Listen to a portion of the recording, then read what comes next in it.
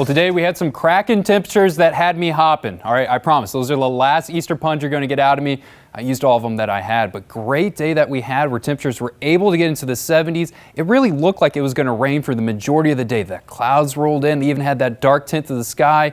We had the moisture overhead, just nothing to really wring out that moisture. We stayed dry, stayed warm. We're still warm right now. Temperatures 64 degrees. I think tonight, lows in some places can remain in the 60s. A few places will be dipping into those upper 50s. We're keeping the warmth. We have chances to get 4 straight days in the 70s until a pattern shift arrives, and this is going to be the pattern shift. It's a low pressure system. You can already see the swirl and the spin in this system right here.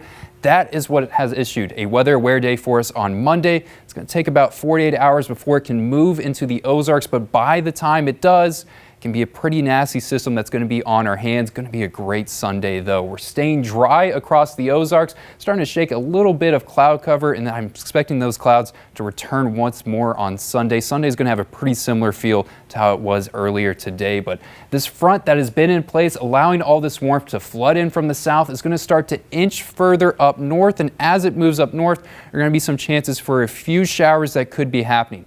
Not expecting really, well, the majority of people are going to be staying dry for tonight. Only a few places can see those showers. I think the best place to see it is really in central Missouri, and we're going to be dry for Easter. If you have Easter plans, it's looking great. Keep them. It's going to be great weather. We're just going to have that cloud cover that's going to roll in, and hopefully when we get in this afternoon hour, I'm hoping we're able to shake some of that cloud cover and get some more kind of glimpses of sunshine that's going to be there. If that can happen, temperatures can be even warmer than what's forecasted. Right now I have us forecasted kind of in those upper 70s. Clouds are going to be there. If we get rid of these clouds, we can get temperatures into the 80s, but even if we don't, this is still a great forecast for Easter weekend. Winds will be a little bit gusty though. We can get gusts that are going to be pushing 25, a little bit higher, nearly 30 miles per hour in a couple places, just because of a low pressure system that's going to be moving through the area. But this is the low pressure system I'm really worried about. The one that's off in the coast. Look at this deep trough in the jet stream separating the warm air and the cold air, and that trough is going to move our way.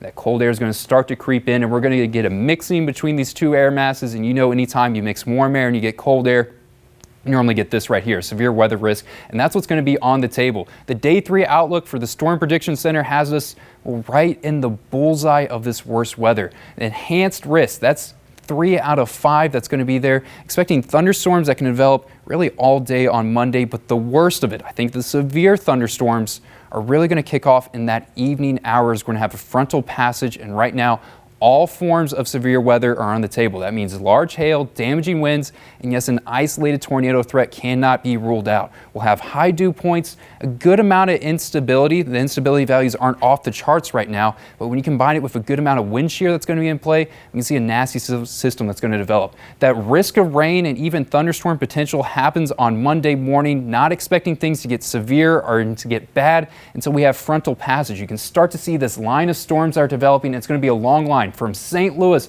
all the way down to Tulsa, and it's going to move from west to east across the Ozarks. Kind of have a similar feel of that system that moved across a couple weeks ago on that Thursday that brought an EF0 tornado in Ozark. And this right here, once you get this clump of thunderstorms, all it takes is a little bit of rotation and you can get a tornado that's going to develop. The best timing to see that is going to be Monday evening. We can have some showers. They're going to try to linger on Tuesday morning. Good amount of rain that's going to be pushing through this system as well. Once we get to Tuesday afternoon, I think that's when we're going to shut down rain chances and we'll be stuck with cold temperatures. Weather aware day, that's issued for Monday, and then the cold. We'll say goodbye to 70s as temperatures in the 50s are going to be there for a couple days. We even have chances of some frost that's going to be developing late on Wednesday, and then we're going to start a warming trend which will get us back into the 70s by the weekend.